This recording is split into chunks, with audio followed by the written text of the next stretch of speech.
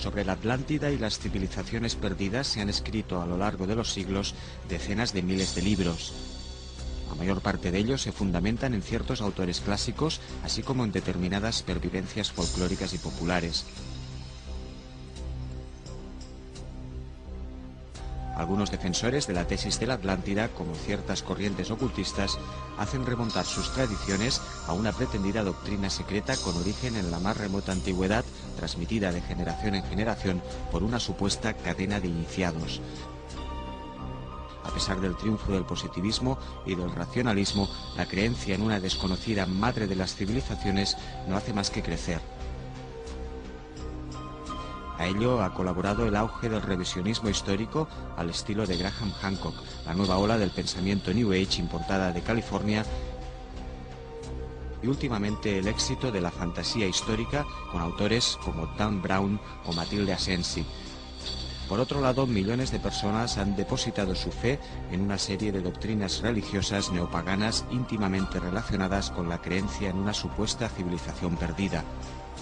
Buena parte de este bagaje argumental está constituido por suposiciones carentes de todo valor científico. La ortodoxia histórica califica esta materia como cosa de lunáticos, pero la ciencia no puede ignorar que algunos argumentos de los defensores de la tesis de la Atlántida se apoyan sobre datos contrastables.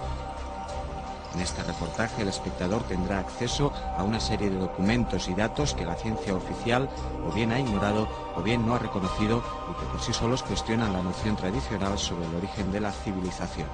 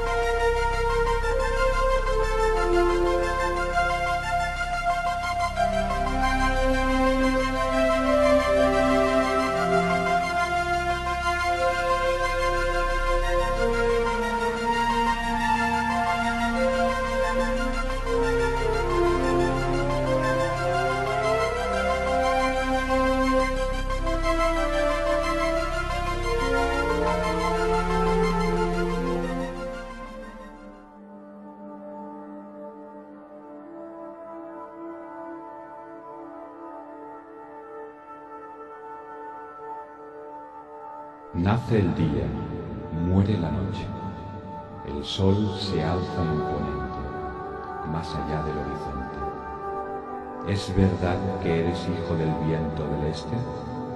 ¿O es más cierto que otros ojos, en otros tiempos, te vieron coronar el cielo, en el país de Hesperia, aquel lugar desolado del poniente, donde habitan las sombras de los antepasados?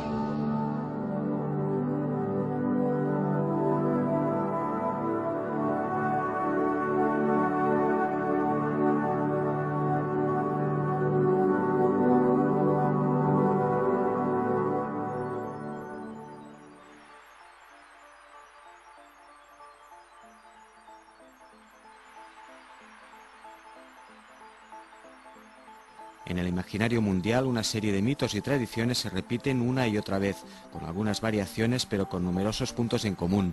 En las tradiciones nórdicas y griegas, en la mitología sumeria y en el Génesis hebreo encontramos referencias similares, entre ellos el paraíso primigenio, el diluvio, el mito de Babel o el éxodo. En la mitología mesoamericana, andina, védica, china o polinesia se vuelven a repetir las mismas constantes, en ocasiones con asombroso grado de similitud. Todos estos corpus míticos aluden a una era de asombrosa antigüedad en la que se produjeron determinados acontecimientos que marcaron un antes y un después en la evolución del ser humano en la Tierra. Las más conocidas tradiciones en el mundo occidental son, por supuesto, las que podemos encontrar en el Génesis hebreo y en el mito platónico de la Atlántida. El relato del Critias y del Timeo de Platón indica que en el año 590 a.C. el sabio griego Solón fue informado por parte de un sacerdote egipcio de que 9.000 años antes de esas fechas, es decir, hace unos 11.600 años, se había producido una guerra entre el Imperio Atlante y una coalición de naciones liderada por Atenas. De acuerdo con la descripción de Platón, la Atlántida era una isla feraz, con ríos de agua caliente y fría, de clima subtropical y poblada de elefantes, caballos, toros y todo tipo de frutos y recursos vegetales y minerales que aseguraban una vida cómoda y rica a sus habitantes. Durante muchas generaciones, los atlantes, habitantes de aquel mítico país, obedecieron las leyes divinas y se comportaron con gran virtud. La Atlántida se hizo muy próspera y poderosa. En ese entorno físico tan favorable construyeron una gran ciudad que Platón describe con cierto detalle, siendo la capital de un extenso imperio. Pero con el paso del tiempo, su inicial naturaleza divina se fue diluyendo en una mortal naturaleza humana y las virtudes iniciales fueron sustituidas por vicios. Según algunas versiones, su empleo de la magia supuso la ruina para ellos y para el mundo. En ese momento, Zeus, conociendo la situación, convocó un consejo de los dioses del Olimpo y decidió exterminar el país de los atlantes hasta que no quedara rastro de él. De este modo se produjo un gran cataclismo que en el plazo de un día y una noche acabó con la isla sumergiéndola en el mar. Cuando la Atlántida desapareció, su lugar fue ocupado por una ciénaga intransitable para los navegantes. Este es el relato abreviado del mito. Al contrario de lo que se suele afirmar, Platón no fue el único autor que informó de esta mítica isla-continente. El llamado Libro de Enoc se refiere a un país situado en el este del este, donde se encuentra el árbol de la vida y el del conocimiento, y donde los ángeles caídos enseñaron a las gentes los secretos de la ciencia, así como de toda impiedad y perversión.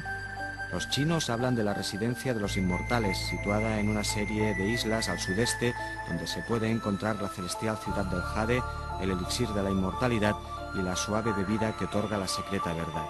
Muchos autores clásicos como Teopompo, Herodoto o Diodoro Sículo aluden asimismo a este reino al que otorgan diferentes denominaciones. Teopompo se refiere a Merópide, que recibe su nombre de Merope, una de las estrellas conocidas como Pléyades, hija del titán Atlas. Herodoto habla de Eritrea y Diodoro le da, como Platón, el nombre de Atlántida. Tanto Platón como Diodoro Sículo explican que la Atlántida fue la residencia de los dioses y, al igual que Herodoto, consideran que los hechos que relatan los mitos sucedieron hace más de 10.000 años. Según Teopompo y Herodoto, en esos tiempos el sol salía por donde hoy se pone. Diodoro hace un relato pormenorizado de la cronología atlante, de sus reyes y de sus hazañas tecnológicas e históricas. Pero estos no son los únicos relatos que hacen referencia al origen de la civilización. San Agustín en la Ciudad de Dios, Plutarco en De Isis y Osiris y autores como Píndaro, Estrabón o Apolodoro nos informan de la existencia de otros reinos míticos con tintes civilizatorios. Allí nacieron héroes que, como Prometeo, Hermes, Esterces, Osiris o Apolo, llevaron la luz y la ilustración al mundo. En definitiva, la tradición clásica nos habla de un antiguo reino perdido en las brumas del tiempo, famoso por su felicidad y su sabiduría, que fue destruido por algún acontecimiento de carácter catastrófico. Pero, ¿qué hay de las doctrinas históricas reconocidas por la ciencia ortodoxa? ¿Avalan el espíritu o la letra del mito? En absoluto. La historiografía oficial afirma categóricamente que en los tiempos en los que, según el mito, prosperaría el reino de Atlántida, hace aproximadamente unos 12.500 años, el mundo estaba a punto de salir de las tinieblas de la era glacial. La tecnología permitía al ser humano a lo sumo mantener y a duras penas crear el fuego, vestirse y calzarse con pieles, tallar algunos útiles de piedra o hueso y calcular el tiempo mediante la observación de las fases de la luna. Tras la fusión de los casquetes polares, el planeta entró en una nueva fase climática conocida como óptimo holocénico. Entonces, lugares ahora inhóspitos como el centro del Sáhara eran fértiles y estaban llenos de vida.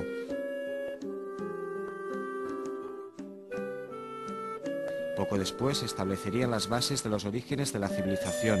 Arthur Gordon Childe llamó a ese cambio tecnológico y social revolución neolítica.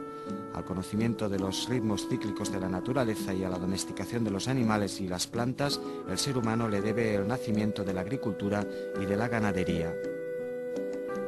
Los hombres y las mujeres empezaron a habitar en aldeas, la religión de cuño matriarcal, la construcción de acequias y canales, la invención del telar, la alfarería y el arado, el trabajo de los metales, el desarrollo de la vida urbana y la implantación de los primeros reinos, todos ellos serían diversos hitos que llevarían al ser humano a alcanzar superiores cotas de bienestar. Esta visión esquemática sobre los orígenes de la civilización, tal como la entendemos en Occidente, es por supuesto reduccionista y simplificadora en exceso. En primer lugar, porque el descubrimiento de la agricultura o la invención del arado no supuso inicialmente una mejora en la calidad de vida, sino bien al contrario.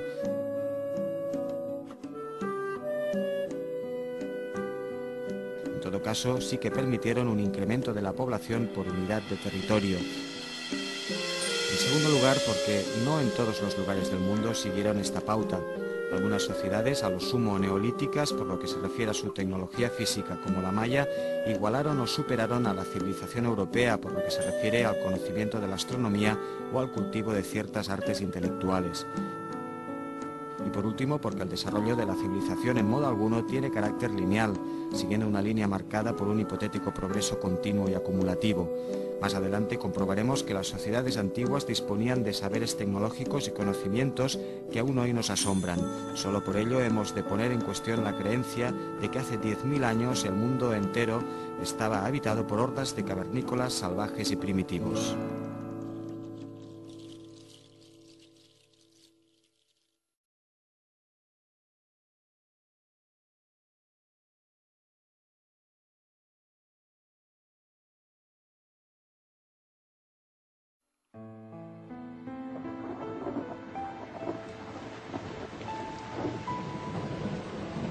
Llueve, el mundo se llena de sombra, gotas de lluvia amargas como hielo, se abaten impunes sobre los campos yermos.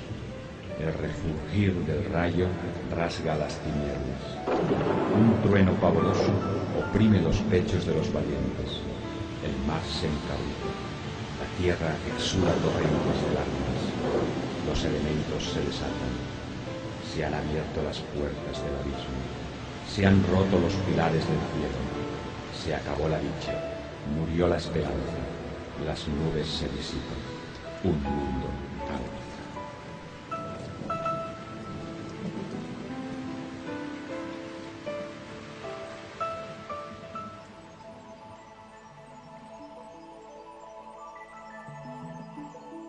Sobre el mito griego o hebreo del diluvio universal es mucho lo que se ha escrito. Existen diversas teorías sobre este tema.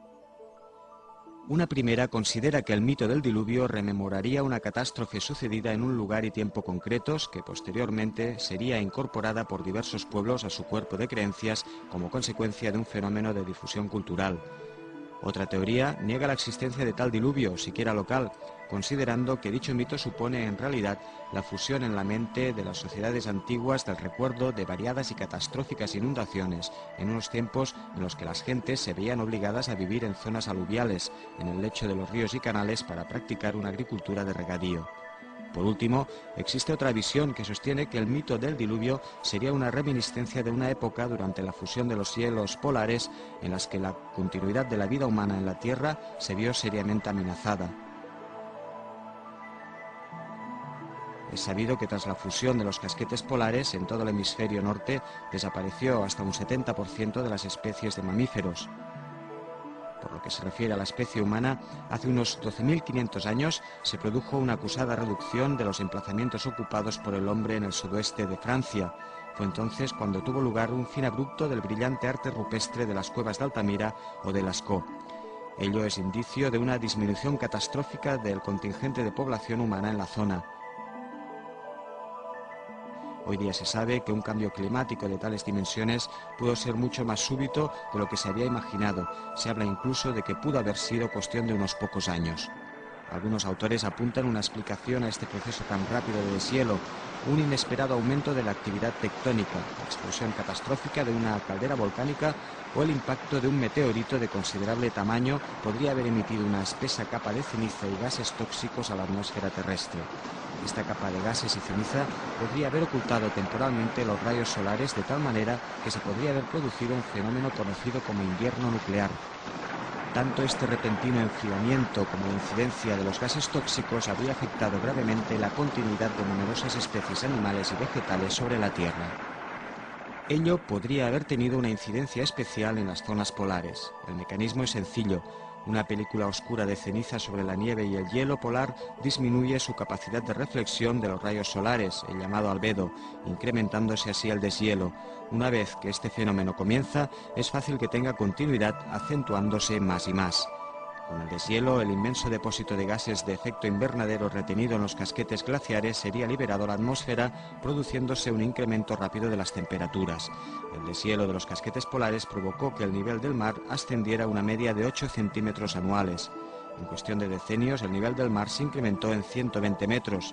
Millones de kilómetros cuadrados de zonas aluviales, en las riberas de los ríos o en las costas someras, fueron inundadas. Multitud de yacimientos arqueológicos, situados en las zonas más favorables a la vida humana, han desaparecido irremediablemente bajo las aguas. La existencia de palafitos, casas elevadas por pilares en muy diferentes partes del mundo, podría ser una reliquia de esos tiempos en los que el nivel del mar no paraba de crecer. Hay quien opina que este proceso de deshielo acelerado podría haber provocado a su vez un incremento considerable de la actividad tectónica, del vulcanismo y de los terremotos. Por otro lado, el impacto de un cometa, la explosión de una caldera volcánica o la súbita rotura de una placa de hielo podría haber provocado un enorme tsunami u ola gigante con una altura de decenas e incluso centenares de metros. Salvajes tsunamis, invierno nuclear y violento vulcanismo. Estos tres fenómenos, perfectamente posibles por lo que sabemos a resultas del estudio paleoclimático de los ice cores, de las áreas polares, encajan perfectamente con lo que nos dicen diversos mitos del diluvio que hablan de cielos oscurecidos, desaforadas erupciones volcánicas, lluvias de barro y olas gigantes que barren todo lo que se encuentra a su paso. El relato hebreo, griego y mesopotámico del diluvio, el mito maya del Popol Vuh, el egipcio de Sekhmet, el chino de Nugua o el polinesio de Hawaiki, todo ello es compatible con lo que hoy sabemos acerca de las consecuencias para la vida en la Tierra del fin de la era glacial. Desgraciadamente es imposible entrar en detalle en cada una de estas versiones del mito del diluvio, pero no podemos dejar de reseñar otro punto. Este viene inexorablemente acompañado de un éxodo que podemos encontrar en el mito hebreo, griego, maya, azteca, inca o polinesio. Diluvio y éxodo son dos de las grandes constantes del mito universal. Que tal supuesto diluvio fuera provocado por la caída de un meteorito, por la explosión de una caldera volcánica o por los ritmos propios del fenómeno conocido como precesión de los equinoccios, tiene una importancia relativa. Lo verdaderamente relevante es que un hecho así, tal como es consignado por la tradición, se produjo realmente y que la llamada memoria racial de diferentes pueblos del mundo lo ha preservado en forma de mitos o leyendas.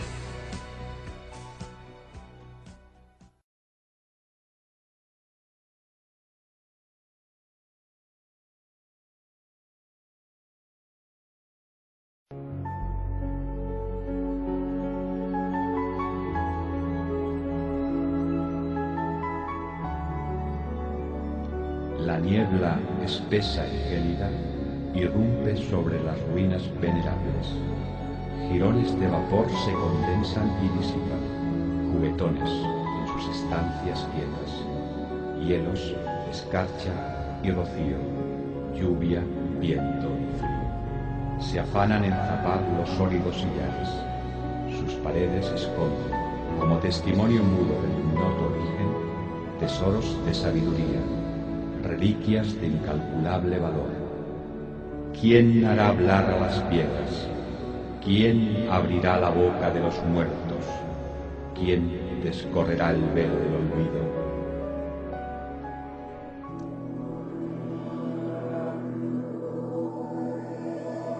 En el canto primero del Purgatorio de la Divina Comedia, Dante escribe: Me volví a la derecha y me hallé enfrente del otro polo, y vi en él 4 estrellas que solo ha visto la primera gente. Gozaba el cielo de sus llamas bellas. Oh viudo septentrión, pues que privado tú por siempre jamás has de estar de ellas.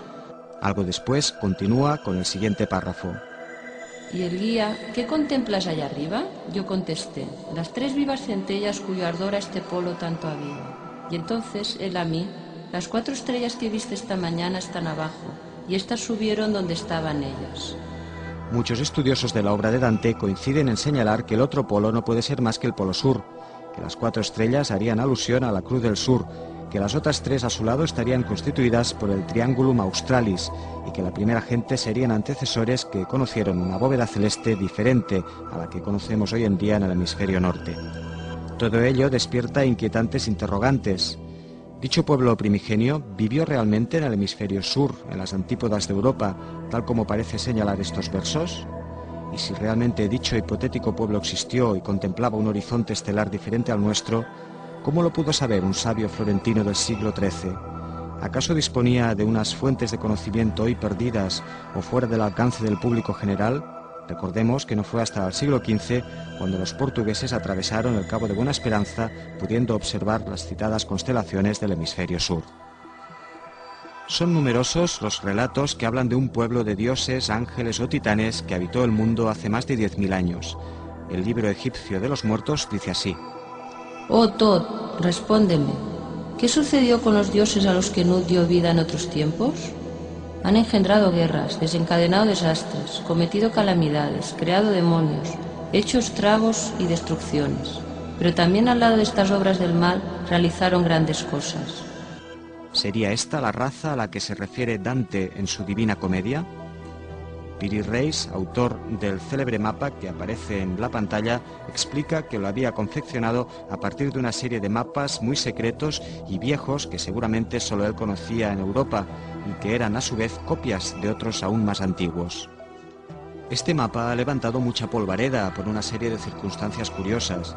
Obsérvese que la línea costera que aparece en la parte inferior de la pantalla coincide con la existente en realidad entre el cono suramericano y el litoral de la Antártida. Por otro lado, África y Latinoamérica se encuentran separadas por la distancia correcta, lo que indicaría un conocimiento de la longitud geográfica.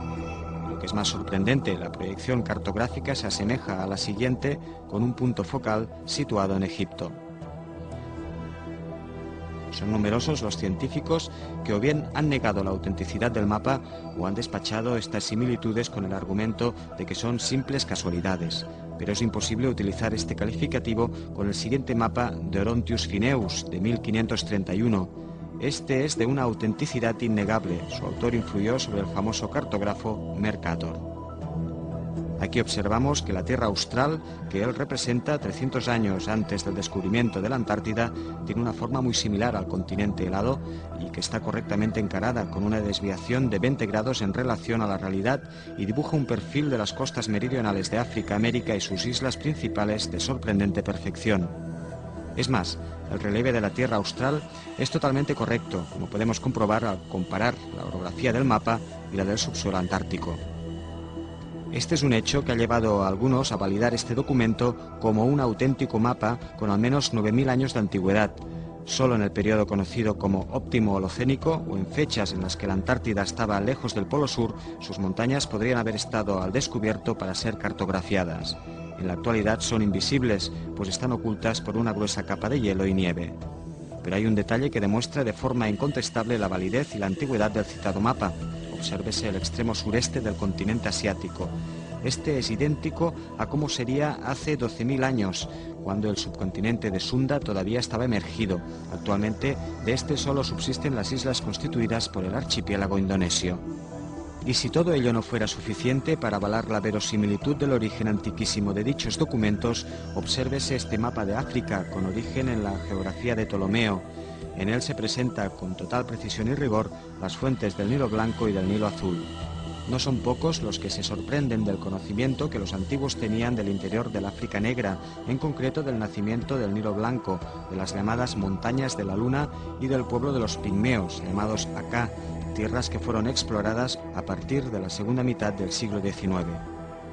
Aristóteles dice así: Las grullas van hasta los lagos situados más allá de Egipto, de los cuales nace el Nilo. Por aquellas tierras viven los pigmeos, y esto no es fábula, sino la verdad pura. El explorador inglés Richard Barton se preguntaba en su célebre obra Las montañas de la luna, ¿cómo es posible que tanto los hindúes como los griegos hayan colocado estos territorios en su lugar correcto en unas áreas hasta entonces inexploradas por el hombre blanco? Hay un aspecto todavía más curioso y significativo que podemos encontrar en la geografía de Ptolomeo. El norte de África aparece jalonado por unos ríos y unos lagos numerosos e inmensos que existieron en la realidad hace 9000 años, durante el periodo conocido como Óptimo Holocénico. ¿Nuevamente una casualidad? Es bien sabido que los antiguos fueron unos soberbios astrónomos. Antes mencionamos la incongruencia de que sociedades como los Dogon africanos o los maya mesoamericanos, que a duras penas se encontraban en un estado neolítico de civilización, tuvieran tan amplios conocimientos astronómicos. Todas las sociedades antiguas se han interesado de un modo u otro por los ritmos celestes, por fenómenos atmosféricos terribles o maravillosos, por ciertas peculiaridades del firmamento. Es curioso que numerosas sociedades del mundo, alejadas en el tiempo y en el espacio, hayan fijado su atención en idénticos cúmulos estelares, signos zodiacales o fenómenos astronómicos. Las Pléyades, la agrupación estelar de Orión, la estrella Sirio, el planeta Venus, etc., son algunas de las luminarias que aparecen una y otra vez en los mitos y en las representaciones artísticas de los pueblos antiguos. Todas las culturas se han preocupado por estudiar el movimiento de los astros en la bóveda celeste. No faltan incluso los que, como Giorgio de Santillana, deducen de ello que los antiguos tenían un buen conocimiento del fenómeno conocido como precesión de los equinoccios, es decir, del movimiento aparente de las constelaciones por el horizonte durante el equinoccio vernal a lo largo del tiempo por efecto del bamboleo del eje de rotación terrestre. Diferentes culturas del mundo se han preocupado por estudiar los ciclos del Sol, la Luna y los planetas, los equinoccios, los solsticios, las fases lunares, los eclipses, fenómenos que en todos los rincones del planeta han marcado de un modo u otro las vidas de millones de seres. Culturas del mundo entero han diseñado y construido imponentes recintos para estudiar los fenómenos celestes o para consagrarlos de una u otra manera. Curiosas alineaciones de monumentos o hitos se corresponden con la salida del sol en los solsticios o equinoccios. Nuevamente cabe preguntarse, ¿este extendido interés por la astronomía en muy diferentes sociedades con diferentes niveles de desarrollo tecnológico es fruto de su desarrollo autónomo o es consecuencia de un fenómeno de difusión cultural? No solo tenemos pruebas culturales para dar fe de la verosimilitud de esta tesis. Existen numerosos testimonios en forma de marcadores, hábitos, costumbres o reliquias materiales que demuestran que efectivamente tal fenómeno de difusión cultural debió existir realmente. Los ejemplos son numerosísimos y las coincidencias hablan por sí solas. Sociedades de todo el mundo han practicado una actividad tan aberrante como deformar el cráneo de sus hijos para mantenerlo anormalmente alargado. La cerbatana, con diseño muy similar, está extendida por América y el sudeste de Asia. El boomerang era un instrumento de caza extendido por Europa, América y Australia. Su diseño tan peculiar hace improbable su invención por separado en diferentes partes del mundo. El primer perro conocido en Europa era idéntico al dingo australiano. Este llegó a Australia en barco. ¿Quién lo llevó? Autores antiguos como Plinio describen el maíz con total precisión. Los africanos y los asiáticos ya lo conocían a la llegada de Colón al Nuevo Mundo. Los habitantes de Asia Central cultivan primitivas variedades de maíz diferentes a las americanas. ¿Cómo es posible si, según la doctrina oficial, este tiene origen en América? Antiguas palabras españolas como mazacote o mazapán tienen un prefijo que alude al maca sánscrito, literalmente maíz. La lengua náhuatl azteca dispone asimismo del término maza, que significa puré de maíz. Además, numerosos mitos americanos afirman que los antepasados encontraron el maíz en el interior de una montaña llamada Tonacatepel en México, Paxil en Guatemala y Tambotoco en Perú. Ello quiere decir que el maíz americano tiene origen foráneo y, si es así, ¿quién lo llevó a América? Distintos pueblos han dejado una huella en positivo o en negativo de sus manos en las cuevas y en los templos de todo el mundo. Muchas veces estas fueron marcadas por mujeres, lo que denota una tradición matriarcal. Las más antiguas, de hace unos 25.000 años, las encontramos en Europa y Extremo Oriente. Las más modernas, de hace unos 10.000 años, en Sudamérica. La momificación con técnicas diferentes la encontramos en el norte de África, en Asia y en América. El alargamiento de orejas es común entre polinesios, asiáticos y nativos americanos. Los moais de la isla de Pascua representan con claridad las orejas largas de los constructores de estos soberbios monumentos. El parchís es antiquísimo, tiene carácter ritual y es practicado en todo el mundo. En la India se llama pachisi, entre los aztecas era conocido como patoli. En todo el mundo se realizaban sacrificios humanos en tributo a su dios principal. Eran comunes en las culturas precolombinas, pero también en las germánicas y célticas, así como en Canaán, Polinesia y el sudeste de Asia. La barca de totora es un tipo de construcción naval generalizado en el mundo.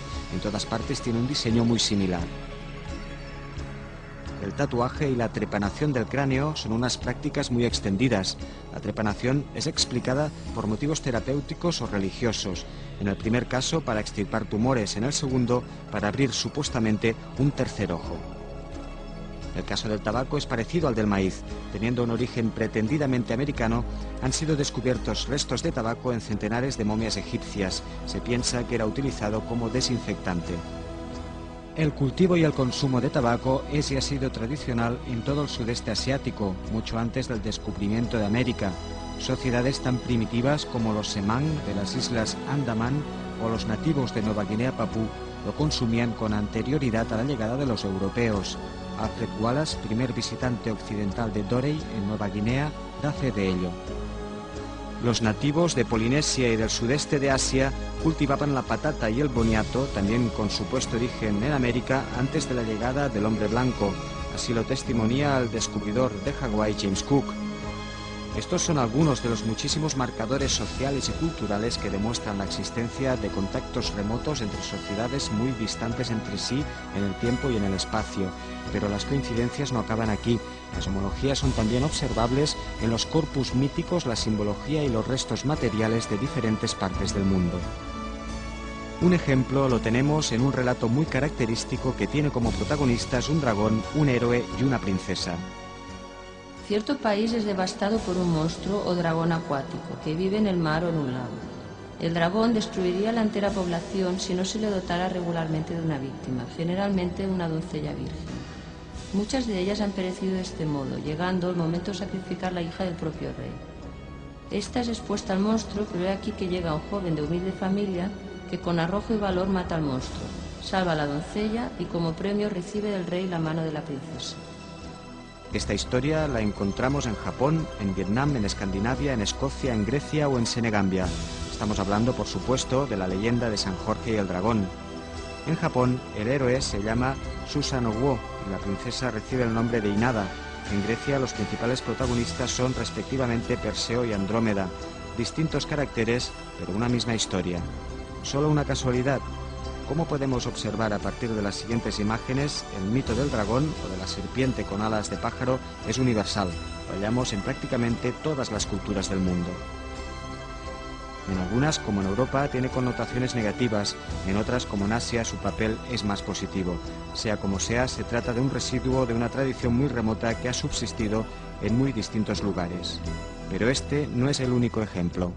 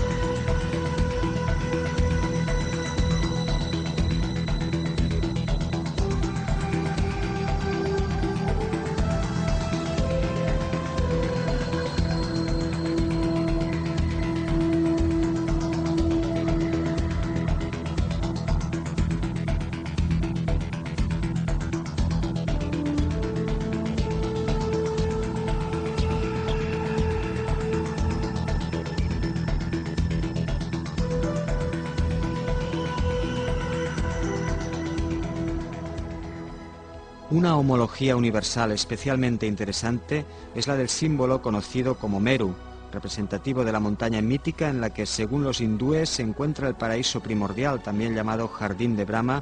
Simboliza el centro del gran mandala que aparece en numerosas representaciones de diferentes religiones y culturas. Este, curiosamente, tiene gran similitud con los círculos que caracterizan a la Atlántida descrita por Platón. La palabra sánscrita mandala significa literalmente círculo. En el centro de este hay un punto o bindu que representa el monte Meru, la montaña mítica que está en mitad del universo. Así pues, el mandala es el contenedor circular del espacio sagrado, como podemos observar en numerosos símbolos de todo el mundo.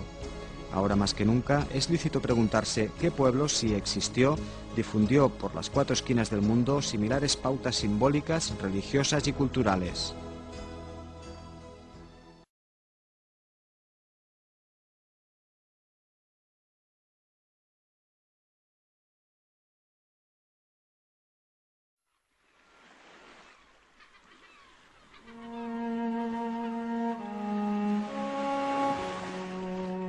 Un mar embravecido lame las cicatrices de la tierra. Por doquier encontramos horrendas llagas de desolación, supurantes de nostalgia y melancolía.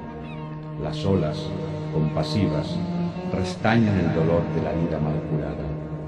Con delicadeza alivian el sufrimiento de un mundo huérfano.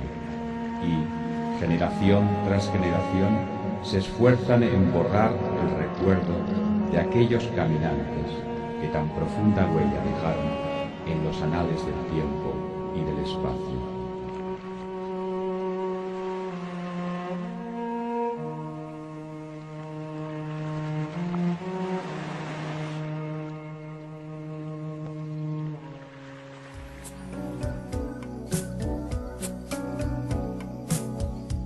Destacados autores han dado vueltas y vueltas a supuestos misterios que proliferan en el resbaladizo campo de la antigüedad.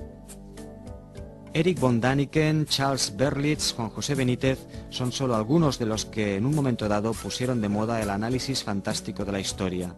Creyeron ver naves espaciales en los relieves de sepulcros mayas, operaciones a corazón abierto en las piedras de Ica, pistas de aterrizaje en las estepas polvorientas de Nazca o bulbos luminosos en ciertas representaciones egipcias. Los especialistas serios, sin mucha dificultad, han desacreditado estas tesis revisionistas y por ende cualquier intento de formular teorías a partir de ciertas analogías o simples coincidencias más o menos superficiales. Sin embargo, los supuestos misterios no se acaban aquí, los encontramos repartidos por todo el mundo. Aviones con diseño moderno e incluso aerodinámico que no van a ninguna parte. Enormes bolas de perfección absoluta que no se sabe para qué sirven. Descomunales mensajes grabados en tierra que representan seres extraños o figuras imposibles sin que tengamos idea de a quién van dirigidos. Pero esto no es todo, aún no hemos encontrado respuesta para los siguientes hechos.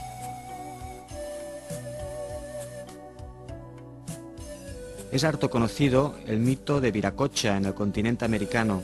Tanto este como el Quetzalcóatl azteca o el Kukulcán maya son hombres dioses de considerable altura que vinieron del extranjero portando largas túnicas, calzando sandalias y luciendo vistosas barbas. Estas, como es sabido, resultan extrañas para la raza amerindia. Estos soberbios arquitectos de estructuras ciclópeas eran hombres sabios y pacíficos educadores. Enseñaron a los nativos a dotarse de leyes, labrar la tierra y tallar la piedra verde, el jade. Los etnólogos y antropólogos tradicionales descartan este mito al considerar que menoscaba el protagonismo o el mérito de las culturas indígenas en la conformación de sus respectivas civilizaciones.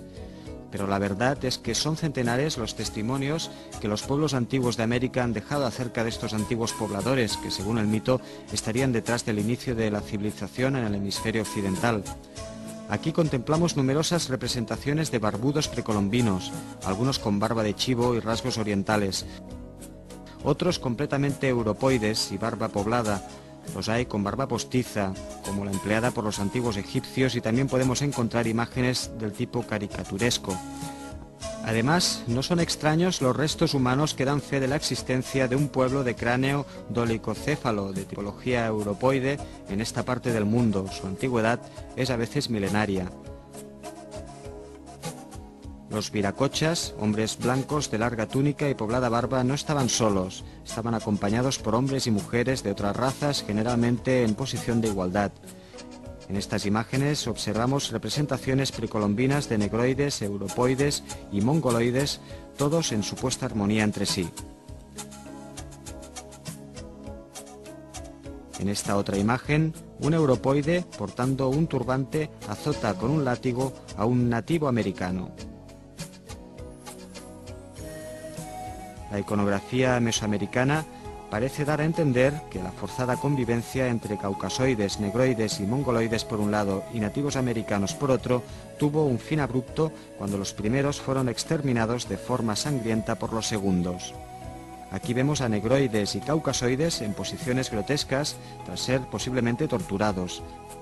Pero estos no son los únicos testimonios que revelan en América realidades ignotas para las que la ciencia oficial no tiene explicación. Tras el mito del Dorado, la mítica ciudad de Manoa, que dio nombre a la capital de la Amazonía brasileña, Manaos, se ocultan multitud de tradiciones que nos hablan de ciudades perdidas en la selva o en las neblinosas cimas de los Andes, habitadas por hombres y mujeres de rostro pálido y cabello rojo.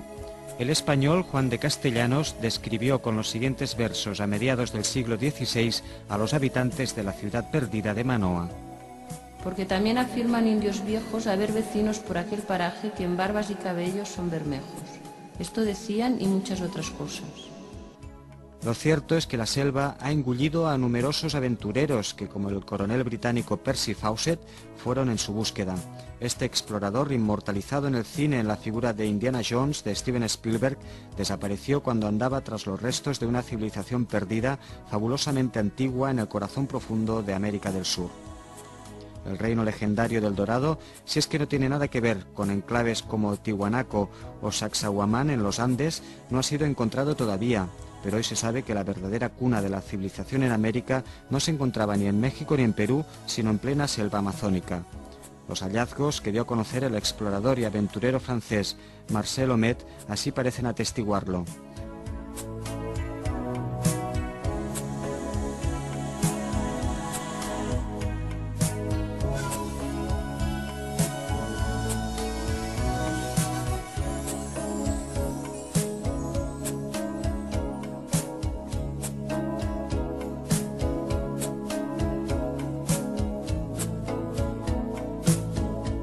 Existen otros restos arqueológicos y reliquias que invitan a replantearse la historia tal como esta nos ha sido explicada. Estas figuras talladas en una estela de la ciudad maya de Copán representan indudablemente a dos elefantes montados por sendos hombres, por mucho que los arqueólogos convencionales nos traten de convencer de que se tratan en realidad de una pareja de guacamayos. Estas no son las únicas representaciones de elefante en la iconografía precolombina.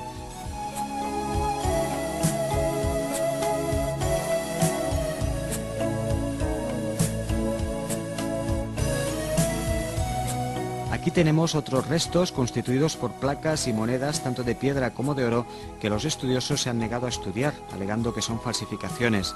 Aquí volvemos a encontrar la figura de un elefante. Algunos de ellos, pertenecientes a la colección Crespi de Ecuador, fueron recopilados por un misionero que ejercía sus funciones en la selva.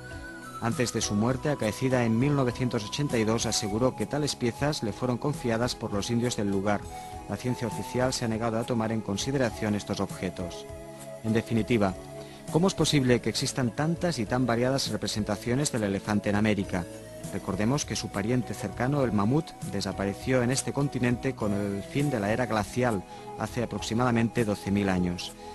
¿Estaríamos hablando de reliquias simbólicas de un pasado ancestral, introducidas en América por un pueblo foráneo de barbudos proveniente de las selvas de Asia, único lugar donde existen elefantes domesticados?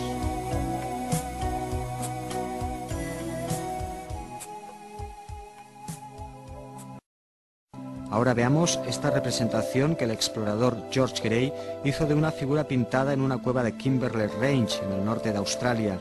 Compárese con una figura similar encontrada por el francés Marcel Ouimet en la cueva de Chulín, Argentina.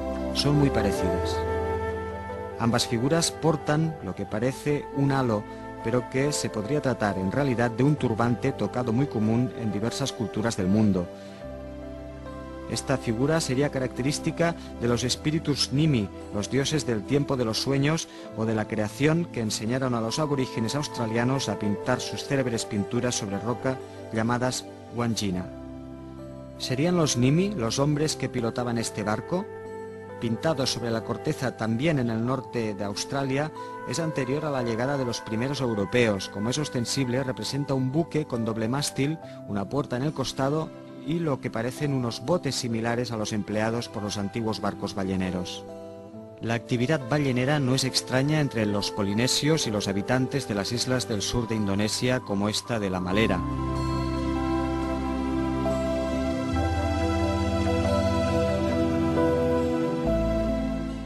Son numerosas las representaciones de barcos en el sudeste de Asia y el área del Pacífico, similares a estas del norte de Europa. Lo que no es tan normal es la presencia de una puerta en el costado, la única embarcación de la que hay noticia antes del siglo XX con características similares es la descrita en el mito del diluvio bíblico. Hazte un arca de madera de ciprés, haz compartimentos dentro de ella y calafatéala por dentro y por fuera. La harás así, 300 codos de largo, 50 de ancho y 30 de alto. Pon la puerta del arca a su lado y hazle 3 pisos. Hombres que portan turbante, que pilotan barcos balleneros con puertas en un costado, ¿podrían tener algo que ver con el siguiente dibujo sobre corteza con origen en Australia? Aquí aparece un personaje que calza sandalias con cabello lacio, atacado por un calamar gigante. Los aborígenes australianos, pueblo de tierra firme como pocos, ¿cómo podían conocer a este fabuloso animal, el bocado favorito de la ballena gris, que vive en aguas profundas? Solo un pueblo marinero y más concretamente ballenero podría haber conocido al enorme cefalópodo que aparece en esta ilustración, tal vez el representado por este petroglifo caracterizado por calzar botas, vestir manga corta y tener cabeza de ave. Sería dicho pueblo marinero y más concretamente ballenero el que dibujó los mapas que con el transcurrir del tiempo llegaron a manos de Piri Reis y Orontius Finneus, aquellos en los que la Antártida y en general todo el hemisferio austral aparecen perfilados con una inaudita perfección. Pero estos príncipes navegantes también harían acto de presencia en el hemisferio septentrional.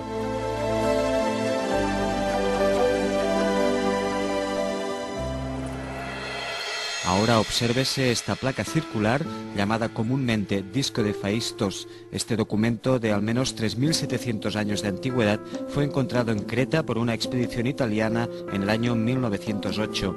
Si bien se localizó en un estrato arqueológico contemporáneo al tipo de escritura cretense conocido como lineará, como es evidente no tiene nada que ver con esta última. Por otro lado, en el disco de Phaistos aparecen una serie de figuras y caracteres que, más que con el ámbito mediterráneo, tienen numerosos puntos en común con las culturas mesoamericanas.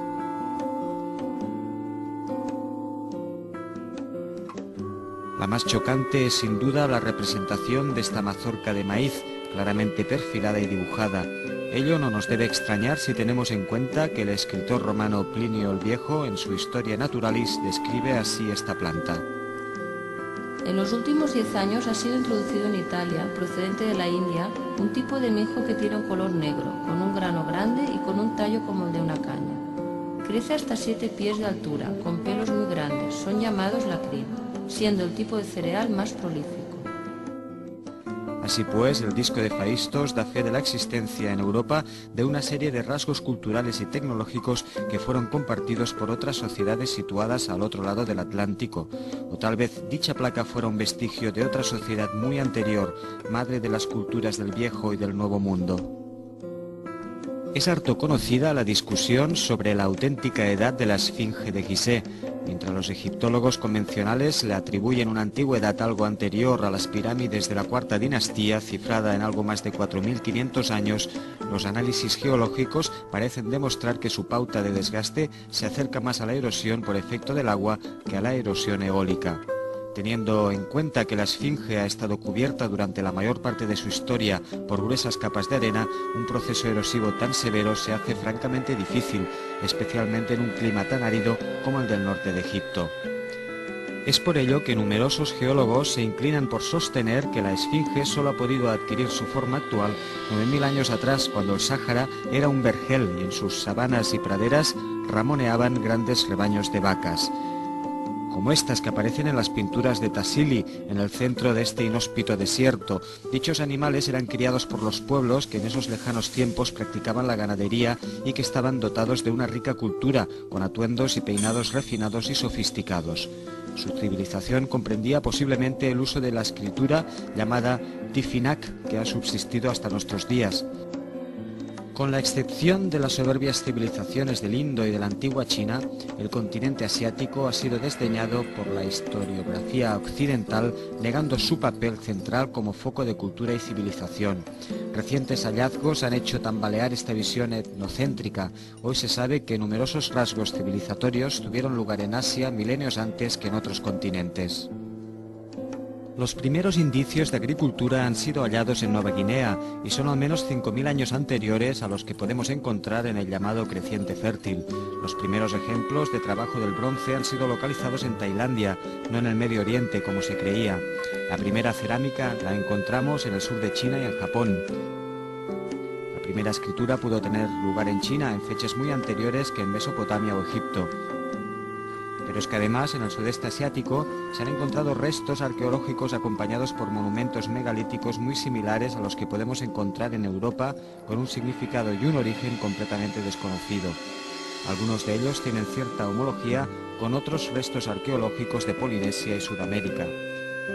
Estos indicios nos hacen dudar de la doctrina oficial acerca de los orígenes de la civilización. Las contradicciones entre las tesis dominantes y las hipótesis alternativas las podemos encontrar incluso en numerosas obras de referencia que, si en algunas páginas se aferran a las explicaciones ortodoxas, en otras recogen otros hallazgos que desmienten las primeras.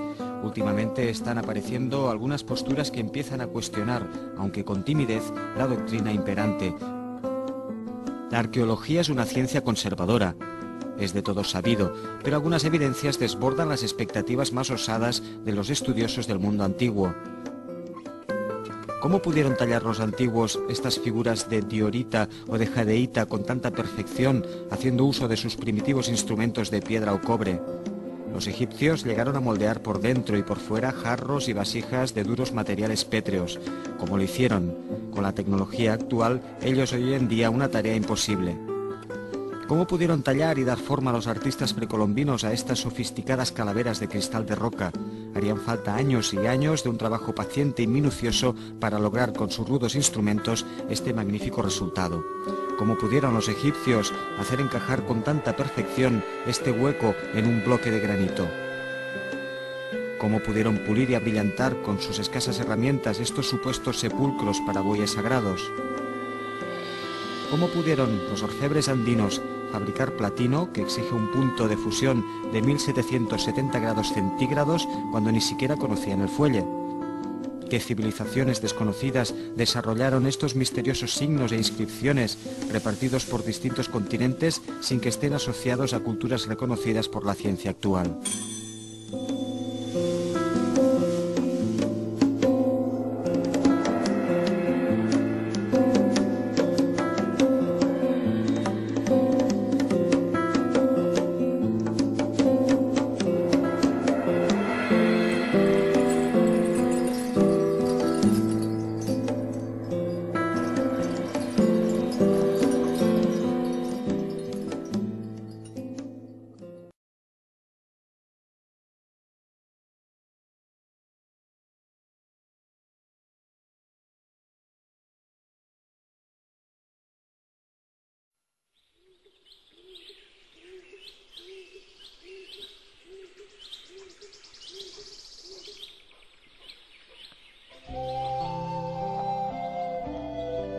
En el alto cielo, las nubes algodonosas dibujan caprichosos diseños de vapor y viento.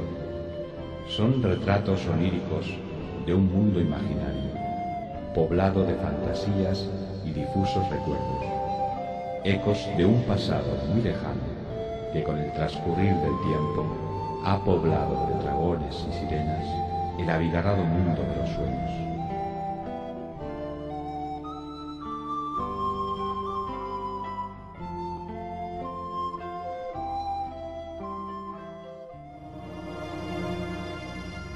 A mediados de los años 90 se realizó en Yonaguni, al este de Taiwán, un hallazgo que podría revolucionar el estudio de la historia antigua. Fue encontrada una estructura subacuática de 120 metros de largo, 40 de ancho y 20 de alto. Está conformada por bloques y paredes talladas en ángulo, orificios alineados, escaleras, muros, calzadas pavimentadas, esculturas, inscripciones, túneles, canales y terrazas escalonadas. Tiene una orientación este-oeste en su eje más alargado y se localiza a 23 grados 30 minutos de latitud norte, muy cerca del trópico de Cáncer, lo cual tendría una importancia enorme para una cultura que practicara el culto solar. Según el geólogo japonés Masaki Kimura, esta estructura sumergida es indiscutiblemente antrópica y su antigüedad sería como mínimo de unos 8.000 años. Son muchos los geólogos que han objetado que este monumento responde a causas naturales. Lo más probable, según se piensa hoy día, es que fuera efectivamente una estructura natural retocada por la mano del hombre. Pero es indiscutible la intervención antrópica, especialmente cuando observamos que en sus proximidades se encuentran sumergidos monumentos como este ónfalo. Tan similar a estos otros que es posible encontrar en Japón o Corea y también en Brasil. Pero es que además en todo el mundo hallamos ejemplos de estructuras con escalones irregulares parecidas a Yonaguni.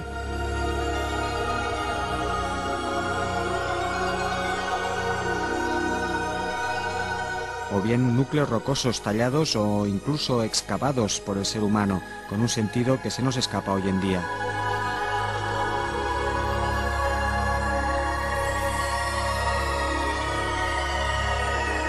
Otro detalle repetido es la presencia de agujeros excavados en la roca. Los arqueólogos los llaman copelas. Su significado es asimismo desconocido. El simbolismo del templo escalonado ha persistido en el tiempo, incluso entre ciertos círculos de ocultistas. Esta pintura de Max Ernst de 1935 ilustra sobre un lenguaje simbólico que únicamente ciertos iniciados parecen comprender. Más recientemente, en una expedición submarina a cargo del científico cubano Manuel Iturralde del Museo de Historia Natural de La Habana, con la colaboración de la ingeniera rusa Paulina Selinsky, se ha localizado una inmensa metrópoli sumergida a 650 metros de profundidad cerca de la península cubana de Guanacaviles. Imágenes captadas con sonar y cámara de vídeo permiten identificar claramente estructuras ortogonales, edificios e incluso esfinges. Dichos científicos hallaron cámaras cuadradas rodeadas de gruesas paredes, estatuas o elementos megalíticos con figuras geométricas. Ambos consideran que su origen es indiscutiblemente antrópico.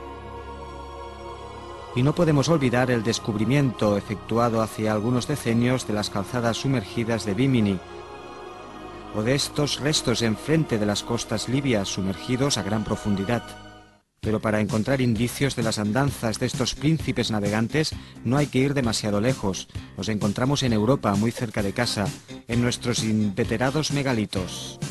Es común pensar que estos intrigantes monumentos, en ocasiones con un tamaño desproporcionado, son característicos de Europa, pero la verdad es que los podemos encontrar en todo el mundo. En África, en América,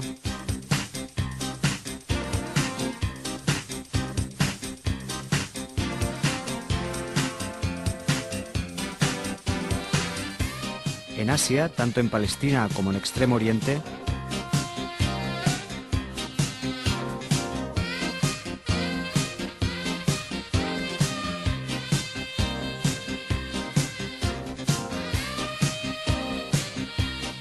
en ocasiones la maestría de los antiguos supera todo lo imaginable. A los incas se les atribuye unas artes constructivas que muy posiblemente son mérito de otras culturas muy anteriores. Técnicas similares como el encaje de piedras con múltiples ángulos han sido aplicadas en otros lugares. Los expertos contemporáneos han planteado numerosas hipótesis para tratar de explicar cómo los antiguos pudieron construir tan soberbios y descomunales monumentos, a veces acarreando piedras de más de 200 toneladas a largas distancias. Este monolito, por ejemplo, pesa 1.100 toneladas, lo que habría requerido una fuerza humana para moverlo equivalente a 16.000 hombres. Lo mismo cabe decir de este obelisco inacabado de Asuán, con un peso de casi 1.300 toneladas. Pero eso no es todo. Los encajes entre las diferentes rocas ciclópeas son tan perfectos que ningún objeto, por pequeño que sea, puede atravesarlos. La perfección de su talla salta a la vista si empleamos modernos instrumentos de medida como el nivel o la escuadra. Es notable el hecho de que tanto los antiguos egipcios como las culturas andinas emplearon parecidas técnicas para elaborar y colocar los bloques. Estos son de similar factura. Pero es aún más llamativo que los antiguos constructores debieron emplear muy potentes herramientas para pulir, serrar, perforar o trepanar la roca. Algunos expertos señalan que a la vista de los restos que nos han llegado, su velocidad y potencia debían ser superiores a los instrumentos de los que hoy disponemos. Este es el proceso que los romanos empleaban para tallar las rocas: largo, laborioso, tosco y sobre todo primitivo. ¿Cómo es posible que los antiguos pueblos andinos y los egipcios dispusieran de técnicas infinitamente más potentes? La ciencia actual no tiene respuesta para ello. La pirámide, el túmulo o la stupa representan tres versiones de un mismo símbolo, la montaña sagrada. Distintos pueblos han erigido pirámides para enaltecer su culto a los dioses. Allí se han celebrado ceremonias o se han enterrado reyes. En cualquier caso, la pirámide cobra una importancia central en las religiones de todo el mundo. Las hay de tamaño descomunal y también otras que representan meramente un símbolo, como estos bloques piramidales de los alrededores de Ena, en Japón. Las encontramos en América,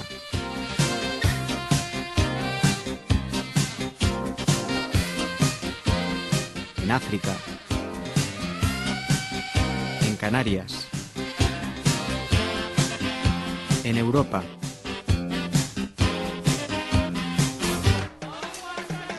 en Asia,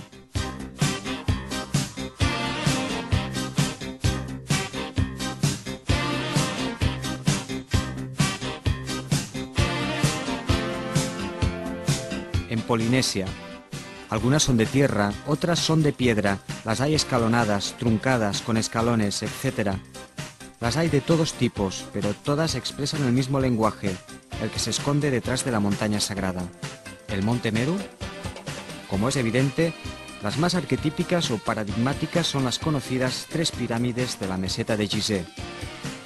La doctrina oficial asegura que fueron construidas durante la cuarta dinastía y por consiguiente tienen una antigüedad en torno a los 4.500 años, pero lo cierto es que intentos posteriores de imitar a los hipotéticos constructores de la cuarta dinastía acabaron en fracaso. Es por ello que no son pocos los que se cuestionan si estos monumentos no serían en realidad muy anteriores. ¿Habrían sido construidos por los mismos que levantaron la Esfinge, si es que ésta tiene en realidad la antigüedad que le atribuyen los geólogos? ¿Habrían sido empleadas técnicas y estilos similares a los utilizados en las lejanas alturas de los Andes? Los hipogeos, como las pirámides, jalonan la geografía mundial. Eran centros de iniciación ligados a la tierra fértil y por ello están asociados a la diosa madre y al laberinto. En las cuevas, los hombres prehistóricos imprimieron sus manos en positivo o en negativo. En ellas plasmaron sus pinturas de magia simpática con las cuales hacerse propicios a la divinidad en la caza o en la fecundidad. Las cuevas han acompañado la espiritualidad y la religiosidad del ser humano. Las criptas de las catedrales son una reminiscencia de esta antigua tradición. Hoy día podemos encontrar repartidas por todo el mundo multitud de galerías, algunas enormes, sin propósito definido, con un origen completamente desconocido. Algunas, como estas de Jerusalén, tienen proporciones gigantescas. Ya la Biblia nos habla de ellas. En el libro de los Números se nos dice: Y desacreditaron entre los hijos de Israel la tierra que habían visto, diciendo: La tierra que hemos recorrido se traga a sus habitantes, el pueblo que hemos visto es de una altura agigantada. Allí vimos unos hombres descomunales, hijos de Nar, de raza gigantesca, en cuya comparación nosotros parecíamos langostas. Así pues, estas galerías eran habitadas por gigantes y fueron construidas antes de la llegada de los judíos a la tierra prometida en tiempos de Moisés. A la vista de estas imágenes es lícito preguntarse cómo se las ingeniaron los antiguos para mover, tallar al milímetro y sobre todo colocar estos imponentes bloques de piedra a semejantes alturas. Y sobre todo, ¿por qué lo hicieron?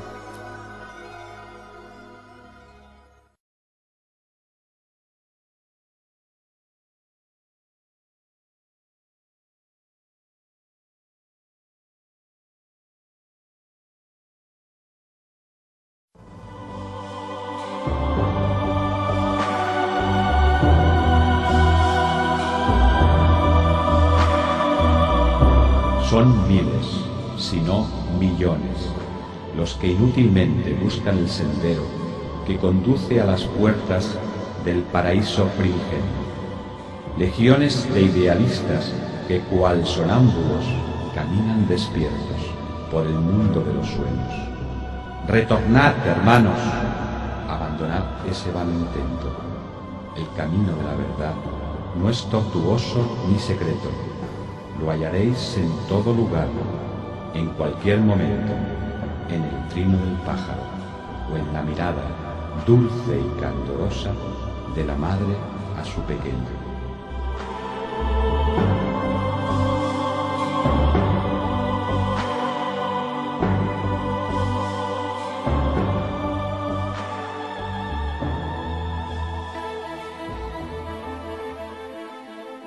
Tanto los megalitos como los hipogeos están asociados a una raza de gigantes. Los vascos los llaman gentillac o gentiles, aludiendo a su religión pagana. En Brasil, en la cuenca del Amazonas, eran pelirrojos con ojos azules. Levantaron la ciudad perdida de Manoa y sus huesos reposan bajo grandes santuarios de rocas con forma ovalada, rodeados de enigmáticas inscripciones.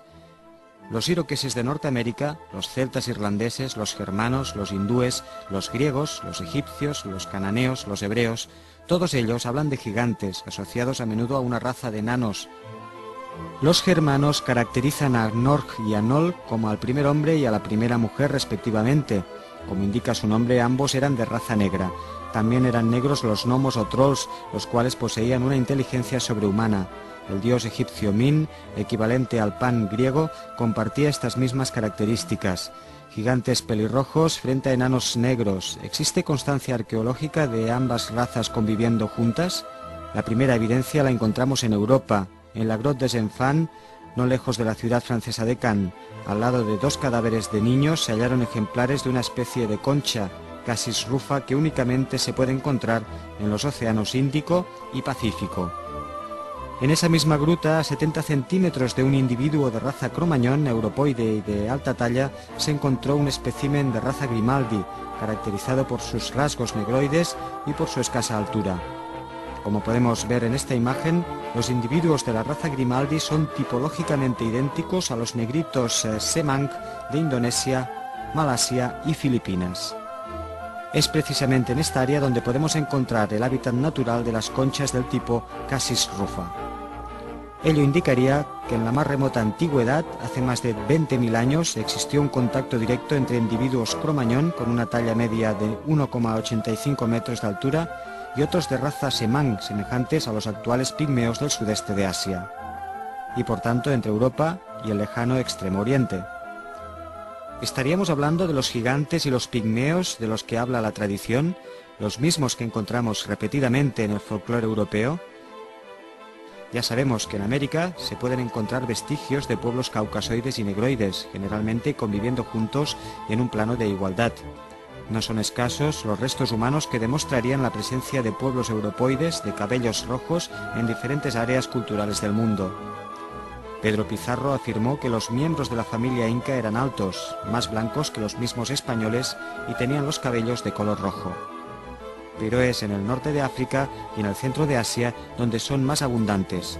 Son los llamados Rutenu en Egipto y Arzi o tocarios en la provincia china de Xinjiang. Estos últimos se caracterizaban por la confección de prendas con diseños similares a los conocidos tartanes escoceses. En esta imagen observamos cómo las sacerdotisas de este pueblo empleaban un atuendo muy similar al asociado a las brujas de los cuentos infantiles. En algunos casos podemos vislumbrar las trazas de esta antigua raza pelirroja por la costumbre en muchos pueblos de teñir sus cabellos de rojo.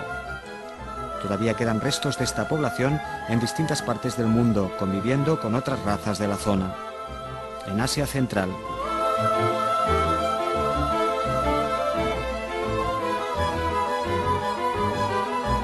O en la Polinesia. Aquí vemos un nativo pelirrojo de la isla de Pascua acompañando al navegante noruego Thor Heyerdahl. Los polinesios los llaman Urukeju. Los pukao, o tocados de los moai de la isla de Pascua, representan a los moños con los que los nativos se recogían el cabello. Como vemos, estos tienen el color rojo. La tipología racial polinesia se acerca bastante a lo que es habitual en el entorno europeo. Y encontramos por último numerosos ejemplos de arte egipcio o mesopotámico que nos presenta individuos de estas características raciales. En el Conjuro 141 del Libro de los Muertos egipcios se lee: a la venerada diosa de cabellera rojiza, a la diosa amiga de la vida cuyos cabellos flotan en el viento. En definitiva, tanto los restos arqueológicos como las evidencias etnológicas y antropológicas señalan que el mito de los gigantes y los pigmeos, los legendarios constructores de megalitos, hipogeos y montañas sagradas, puede tener un fundamento real. Lo que está claro es que estas tipologías raciales están repartidas por los 5 continentes y son asociadas a los constructores de monumentos y de civilizaciones. Pero ¿cuál es su origen? Flavio Josefo, en su obra Antigüedades de los Judíos, nos dice que el paraíso terrenal, donde se encuentra el árbol de la vida y el de la ciencia, se sitúa en el oriente. El jardín está regado por un río que corre alrededor de toda la tierra y que está dividido en 4 partes: el Ganges, el Éufrates, el Tigris y el Nilo, los 4 grandes ríos de la antigüedad. Obviamente, dicho gran río es el río Océano, del que hablaban los griegos. Herodoto, en su célebre historia, sitúa el país de Gerión, más conocido como Tarsis, en el Levante, más allá de las columnas de Hércules. Para llegar allí, partiendo de Grecia, Heracles hubo de atravesar la lejana Escitia, es decir, las estepas ruso-asiáticas. El estrecho de Sunda, en Indonesia, bien podría ser las columnas de Hércules, de las que habla Herodoto. Y en el centro encontramos un volcán en activo, el Krakatoa, que según algunos tiene mucho en común con la montaña sagrada Meru. El libro de Enoc coloca de nuevo el jardín del Edén en el este del este, en un país rico en especias, plantas aromáticas y resinas. Los egipcios sitúan al misterioso país de Punt en un escenario similar. Algunos de estos mitos ubican el Edén más allá del mar Eritreo, es decir, al este del Océano Índico, que recibía ese nombre durante la antigüedad. Más allá del Índico está la India y, por supuesto, las Indias Orientales, las actuales tierras de Malasia o Indonesia, países por excelencia de las especias, del marfil y de todo tipo de artículos de lujo que dieron pie a la existencia de la llamada Ruta de la Seda. Pero hay un pasaje de la Biblia que es a este respecto especialmente significativo. Caín se alejó de la presencia de Yahvé y habitó el país de Nod, enfrente del Edén. Curiosamente, la ciudad de Edo, Tokio, se encuentra a escasos kilómetros de la ciudad de Noda. ¿Solo una casualidad? Nos atrevemos a decir que no.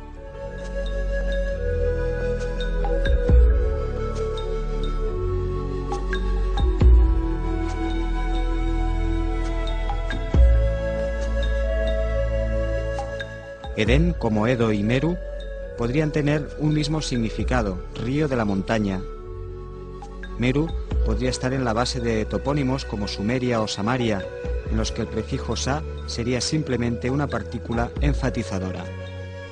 El Meru, de la mitología budista, hinduista o sino-altaica, podría tener algo que ver con el término hebreo merom, que significa montaña, o bien con el egipcio Mer, alusivo a la pirámide.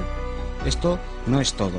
La isla indonesia de Borneo o Brunei tiene 2 partículas, Bor y Neo, que significan algo así como tierra de Noé.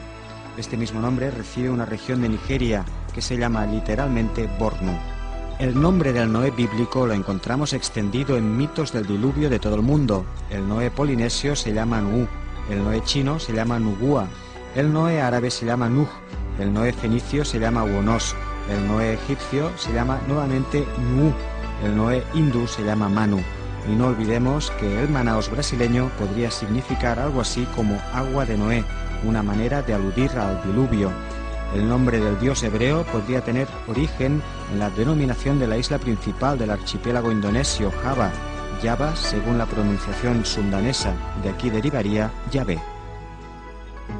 Son muchos los estudiosos que piensan que el nombre del dios único hebreo hace alusión a un territorio, un emplazamiento, más en concreto una montaña, el monte Meru, situado en el oriente, la montaña sagrada por excelencia. En la isla melanesia de Tana, los nativos rinden culto a un dios llamado Yasur. Este es un volcán. ¿Podría dicho Yasur representar al dios de los volcanes de los hebreos? Significativamente, tanto las palabras Tana como Yasur tienen desinencias en Israel. Tana significa alabar en hebreo y Ashur es un gentilicio muy habitual en esta lengua. Posiblemente sea en esta región, en su mayor parte inundada por el mar de la China meridional, donde podamos encontrar los restos de la legendaria civilización Atlante, que hace más de 10.000 años resultó inundada en una noche sin dejar rastro. Tal vez de esta zona provendrían los prometeos, que en diversas partes del mundo difundieron saberes y conocimientos, dando origen a las diferentes civilizaciones que conocemos hoy día. Para localizarla, habremos de adentrarnos en espesas selvas milenarias, donde bajo metros de maleza y sedimentos quizás se escondan fabulosos tesoros todavía por descubrir. Y habremos de escuadriñar los fondos marinos de ese mar que hace muchos años albergaba valles lujuriosos y ríos caudalosos, y quién sabe, tal vez también ciudades populosas. Sea como sea, si queremos encontrar el auténtico origen de la civilización, hemos de clavar los ojos en las lejanas tierras de Oriente.